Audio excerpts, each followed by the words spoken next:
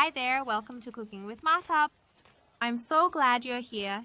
You might not expect pumpkin to be great in a dessert, but trust me, pumpkin dessert has a silky texture and an amazingly delicious flavor.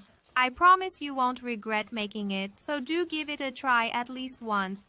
Come along with me and let's make it together. First off, you'll need a pumpkin. Go ahead and grab your pumpkin. Let me share a quick tip right from the start. The riper your pumpkin, the sweeter your dessert will taste and the more vibrant orange it'll look. Slice your pumpkin into pieces. Scoop out the seeds. Don't toss those seeds. You can simply roast them and enjoy delicious pumpkin seeds for Yalda night.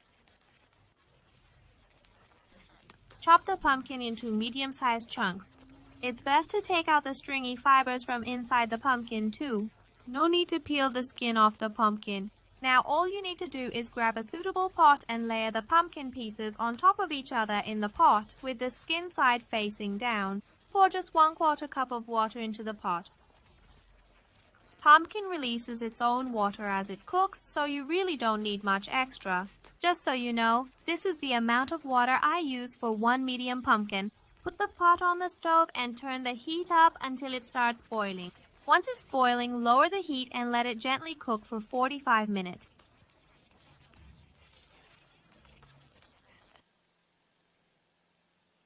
After 45 minutes, check if it's done by poking a piece with a fork. Simply insert the fork into the pumpkin like this. If the fork slides in easily, it's perfectly cooked. Let me share an important tip. Be sure to pay attention. If you find too much water around the pumpkin, just turn up the heat for 5 minutes to let the excess water evaporate. Mine turned out just right, so there's no extra water left. Once the water is gone, turn off the heat and set the pot aside, letting the pumpkin cool down completely. To speed up cooling, spread the pumpkin pieces out on a tray. When the pumpkin has cooled, use a tablespoon to scoop out the flesh from the skin, just like I show in the video. Throw away the skins and put the pumpkin flesh into a bowl. Next, puree the cooked pumpkin using a blender, chopper, or food processor until it's nice and smooth. And that's your pumpkin puree.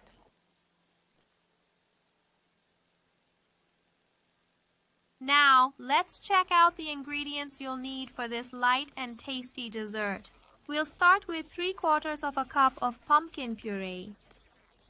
You'll also need 1 cup of milk. I'm using a standard French mug for measuring.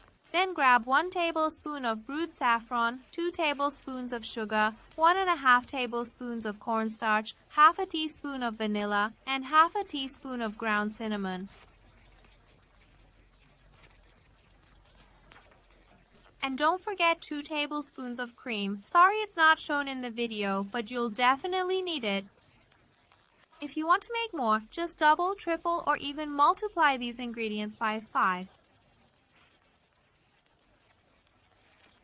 In a suitable pot, add the cornstarch, sugar, milk, and cinnamon powder.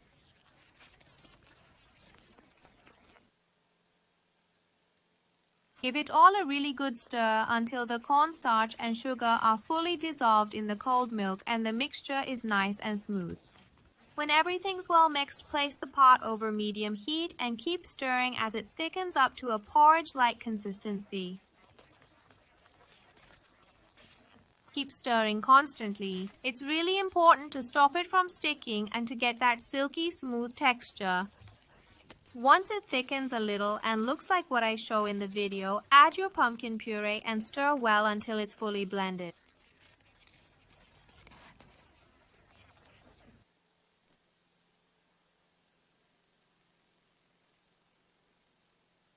Next, stir in the vanilla. Continue stirring until the mixture reaches the consistency you see in the video. At the very end, gently melt those 2 tablespoons of cream over steam, then mix them into your dessert. If you skip melting the cream, it'll turn lumpy in your dessert and won't be smooth, so don't forget this step.